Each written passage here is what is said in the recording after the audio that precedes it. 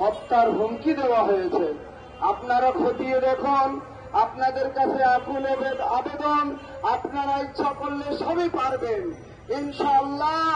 কান ধরলে কাঠ ধরে টান দিয়ে মাথা চলে আসে। ওই 2014 সালের আল্লামা নুরুল ইসলাম ফারুকী সাহেবের শাহাদাতের ঘটনাটা এর মধ্যে বেরিয়ে আসবে। কারাই সন্ত্রাসী ঘটাচ্ছে? আমরা তো খানকাই লোক, আমরা শান্তিপ্রিয় লোক, আমরা রাস্তায় নামতে চাই না। যদি আমাদেরকে বাধ্য করা হয় তাহলে টেকনাফ থেকে তেতুলিয়া পর্যন্ত শান্তিপ্রিয় মানুষ, সুন্নি মতাদর্শে ভিত্তিক যত সংগঠন আছে, আহলে সুন্নাত ওয়াল জামাতের মতাদর্শ যারাই আছে, কেউ ঘরে বসে থাকবে না, আমরা রাজপথে নেমে যাব। তাই আমি বলবো অন্তর্বর্তীকালীন সরকারের প্রধান উপদেষ্টা সহ সকল কর্মকর্তাদেরকে অনুরোধ জানাবো, আপনারা এটার সঠিক তদন্ত করে তাদেরকে আইনের আওতায় এনে তাদের শাস্তির ব্যবস্থা করুন। রাব্বিল আলামিন ওয়াসসালাতু ওয়াসসালামু আলা রাসূলিল কারীম। আসসালামু আলাইকুম ওয়া রাহমাতুল্লাহ। সম্মানিত উপস্থিতি, আহলে সুন্নাত ওয়াল জামাত বাংলাদেশের কেন্দ্রীয় চেয়ারম্যান ও নির্বাহী মহাসচিবের উপর যেই হামলার হুমকি দিয়েছে, যেই হত্যার হুমকি দিয়েছে, সেই জন্য আজকে আহলে সুন্নাত ওয়াল জামাত বাংলাদেশ ঢাকা মহানগরের উদ্যোগে বাংলাদেশের জাতীয় প্রেস ক্লাবে আমরা উপস্থিত হয়েছি এটার প্রতিবাদ করার জন্য।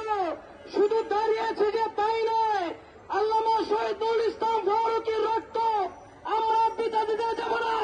এই বাংলার জমিনের মধ্যে সুন্নিবাদী মুসলমানদের উপর যেমনিভাবে হত্যার হুমকি আসছে, এর তীব্র নিন্দা জানাচ্ছি এবং আইনের আওতায় এনে তাদেরকে শাস্তি দেওয়ার জন্য সবিনয় অনুরোধ করছি। যারা উপস্থিত হয়েছেন সকলকে ধন্যবাদ জানিয়ে আমি আমার বক্তব্য শেষ করছি। আসসালামু আলাইকুম ওয়া রাহমাতুল্লাহি ওয়া বারাকাতুহু।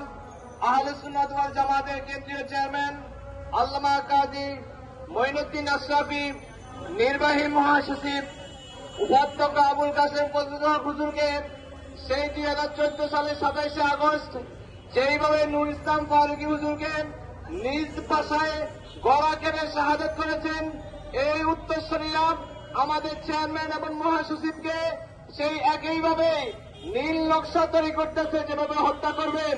বাংলার জমিনে আমরা শান্তি চাই, আমরা কোনো অরাজকতা চাই না। এতদিন বাংলাদেশের মধ্যে স্বৈরশাসন সরকার ছিল, তার বিদায় হয়েছে, এখন মানুষ শান্তি থাকবে। এই শান্তির মধ্যে কোন আলেমকে হুমকি দেওয়া হবে, এবার বাংলার মানুষ মেনে নিতে পারবে না।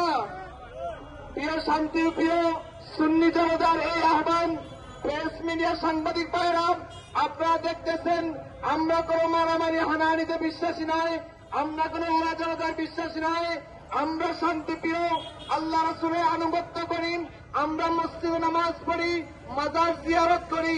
কিন্তু এক শ্রেণীর পেশাদারী, এক শ্রেণীর মুখোশধারী মুনাফিক, যারা নাকি মাজারকে ভেঙে দিবে, মাজারের মধ্যে হামলা করে, মসজিদের মধ্যে জুতা নিক্ষেপ করে, তাদেরকে চিহ্নিত করে আমাদের আলেমকে হত্যাকারী কারা আপনারা অচিরে পেয়ে যাবেন। প্রিয় ধর্ম উপদেষ্টা এবং অন্তর্বর্তী সরকারের প্রধান উপদেষ্টা, আপনারা বিচক্ষণতার সাথে আপনার ন্যায় বিচার করুন, দেখবেন অচিরেই বাংলাদেশে শান্তি ফিরে আসবে। ধন্যবাদ সবাইকে। আসসালামু আলাইকুম। আপনারা বলেছেন আল্লামা শহীদুল ইসলাম ফারুকী রহমাতুল্লাহ হত্যাকারীদেরকে আপনারা চিহ্নিত করতে পারছেন না। আপনারা আজকে দেখুন বিভিন্ন ফেসবুকের মাধ্যমে সেই দূষণরা, জঙ্গিরা আল্লামা শহীদুল ইসলাম ফারুকী রহমাতুল্লাহকে হত্যা করেছে, তারা প্রকাশ্য বলেছে সেভাবে আহলে সুন্নাত ওয়াল জামাতের চেয়ারম্যানকে এবং নির্বাহী মহাসচিবকে তারা হত্যা করবে।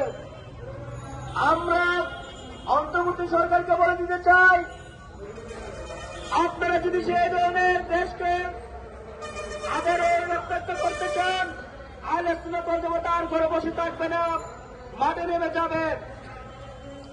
আপনারা যদি সেই জঙ্গিদেরকে না তেমন আহলে সুন্নাত ওয়াল জামাত বাংলাদেশ মাঠে নেমে তারা যদি এবং আপনারা যদি তাদেরকে যে রক্ষা না করেন, তারা যদি আবার একটা আঙ্গুল দেখায়, সে আঙ্গুল আমরা ভেঙে দিব ইনশাআল্লাহ।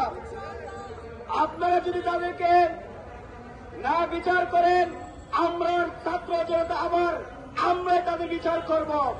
সেদিনের জঙ্গিকে আর বাংলাদেশের মধ্যে আমরা তাই দিব না ইনশাআল্লাহ।